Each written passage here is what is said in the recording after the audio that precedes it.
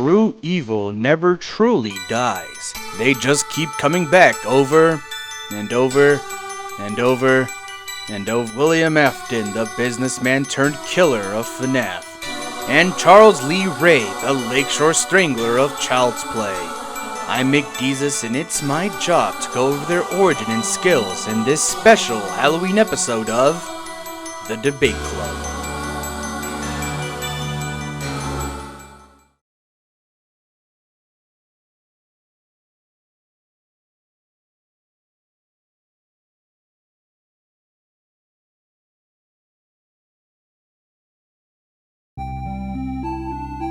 Freddy Fazbear's Pizza, a magical place for kids and grown-ups alike, where fantasy and fun comes to life.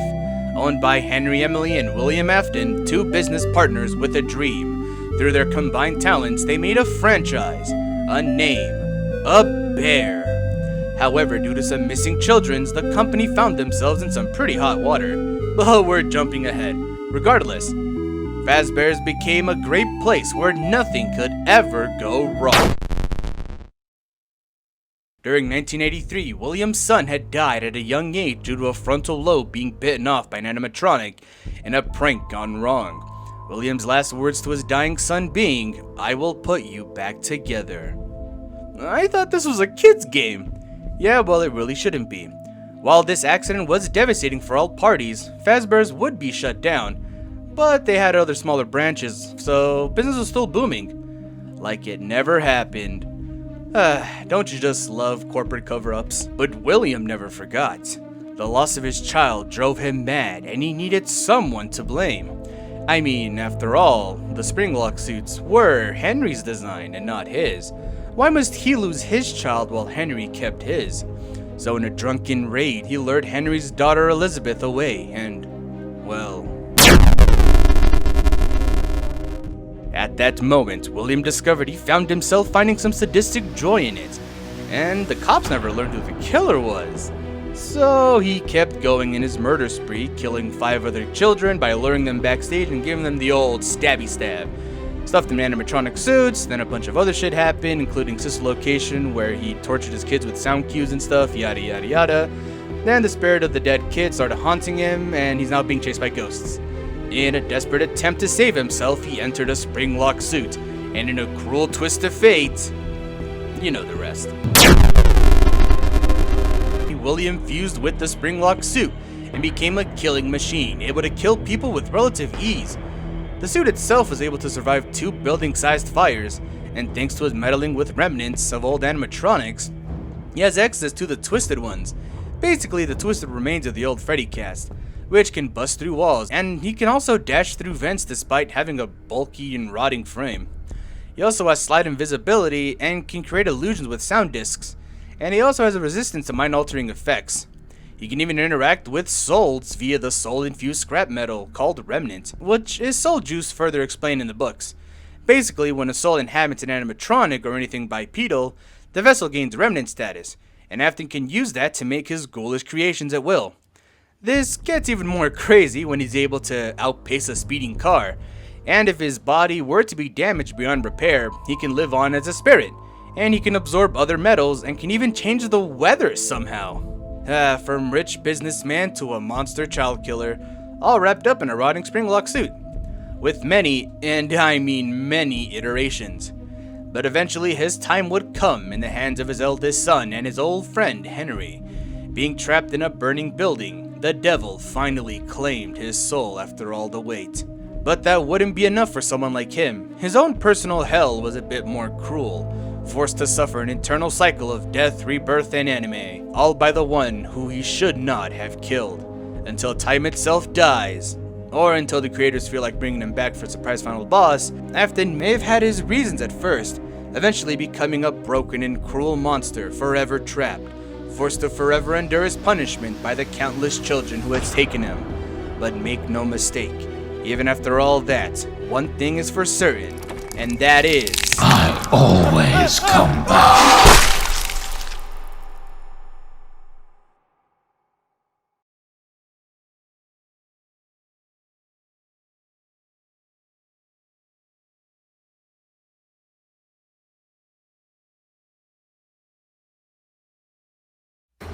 Sometimes people just suck. And I don't mean in terms of, oh, that guy cut it in front of me, or hey, you got my order wrong, now my day's ruined. I mean truly detestable.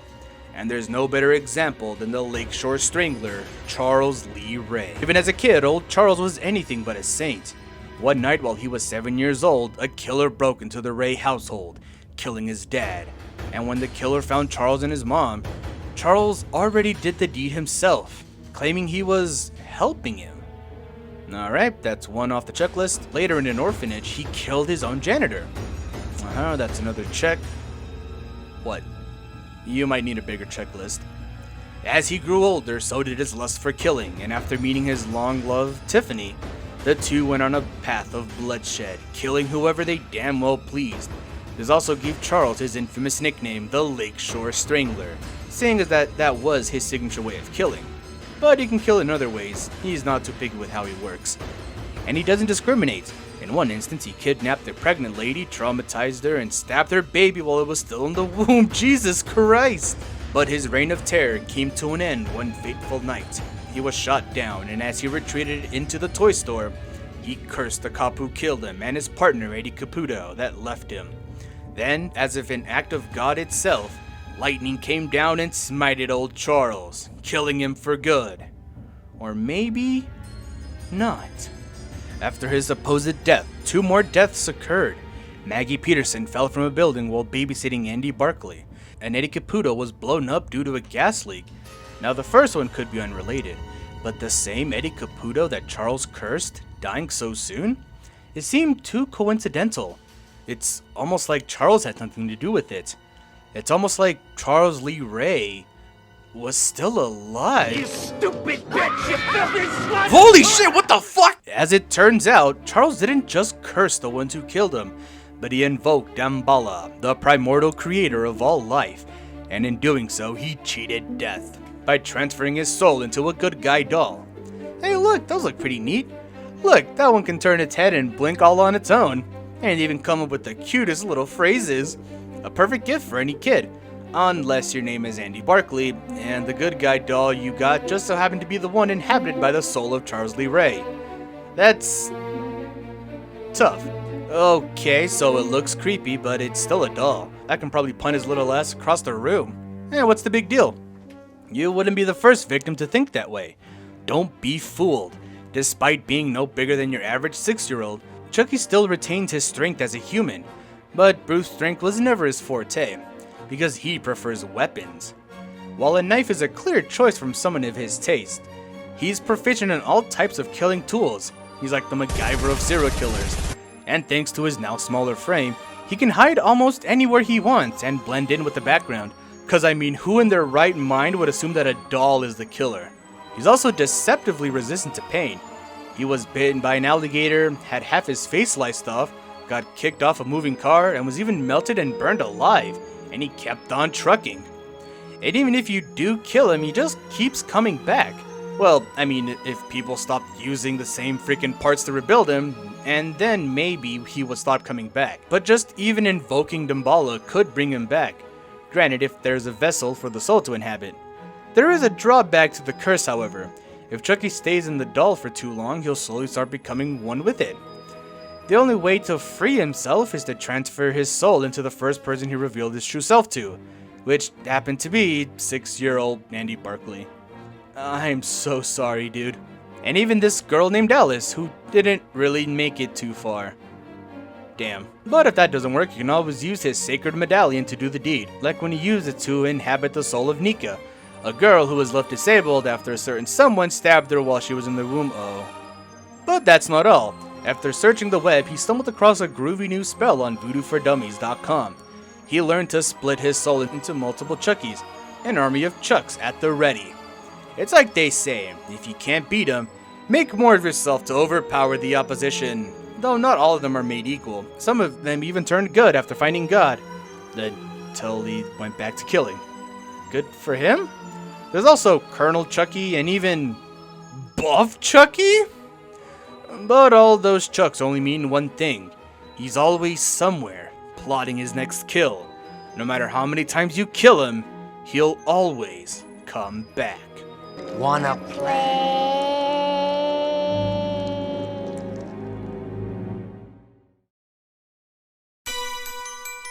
It's time. Both combatants are ready, and it is time to put the debate to rest.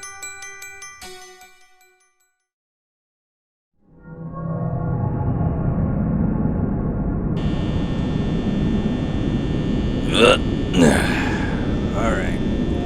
Another day, another dollar.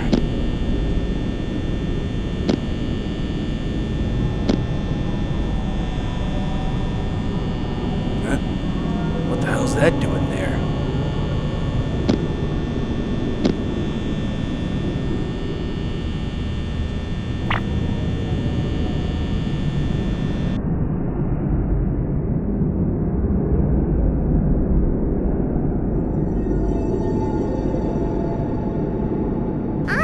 I'm Chucky. Wanna play?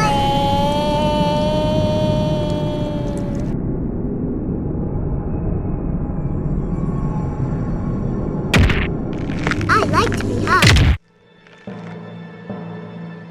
Inferior doll.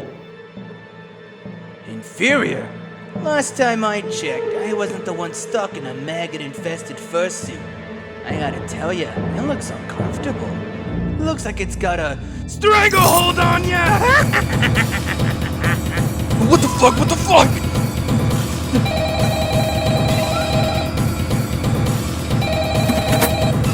Hello? Hello? Are you at the mall right now? Who is this? Listen to me. I'm a Fred, and what I need you to do is I need you to leave immediately. And whatever you do, don't touch the dolls.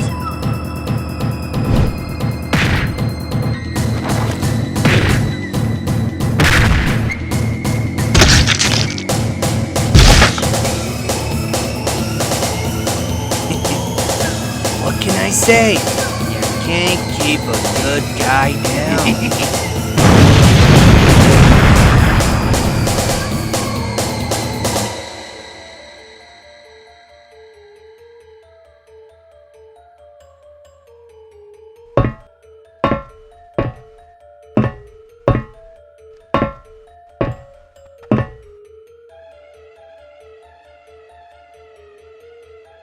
Hey, Willie!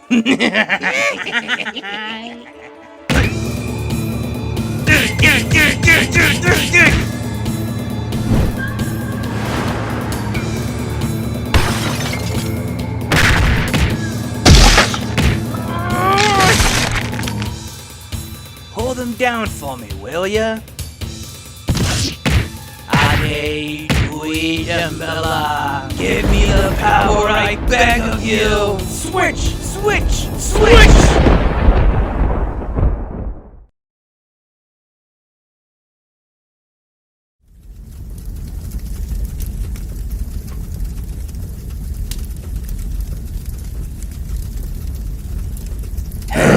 It's good to be me.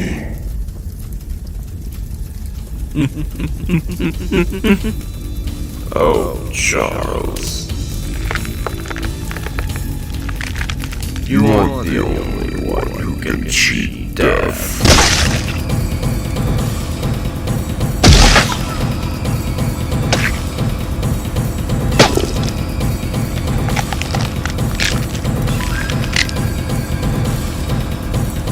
Hey, possessing is my shit! Get your own!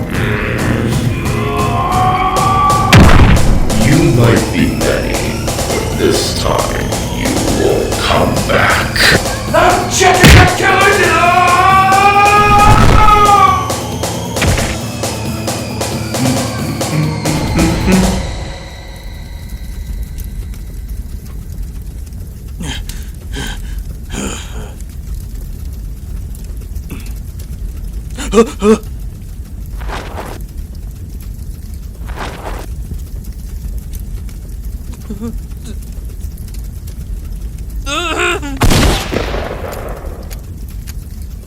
Huh?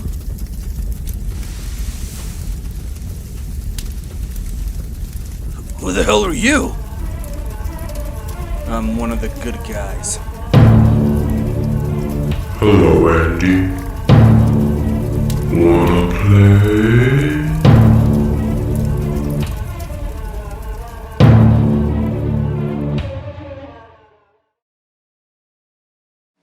and add arson to the amount of crimes we inadvertently committed. This fight was, weird to say the least. Both Springtrap and Chucky had numerous ways to come back from death, so this fight could potentially go on forever. But in terms of physical strength and durability, Springtrap was far above Chucky. Even if he were to control a whole army of good guy dolls, it's like if a grown-ass man were to fight a group of toddlers. Speaking of which, you know the Curse of Damballa, right? It transfers one soul into anything. The good guy dolls are usually made of with some sort of exoskeleton and are battery operated, so technically Chucky could be classified as a remnant, the very thing Afton can harness and control. He could nullify the Curse of Damballa and isolate Chucky to where he has no vessel to control. In theory, this would leave him impotent since he won't be able to do anything without outside help to bring him back. On top of that, Afton could likely possess the good guy dolls more effectively than Chucky, since his possessions require an entire incantation. And even if there was a random Chucky somewhere out there, it's unlikely we'd be able to get the jump on the rabbit to do any real damage. Afton's brain, brawn, and better soul manipulation made sure that this time only he comes back. Ultimately, it was only a matter of time before Afton would slaughter the Chuck's luck. The winner is Springtrap.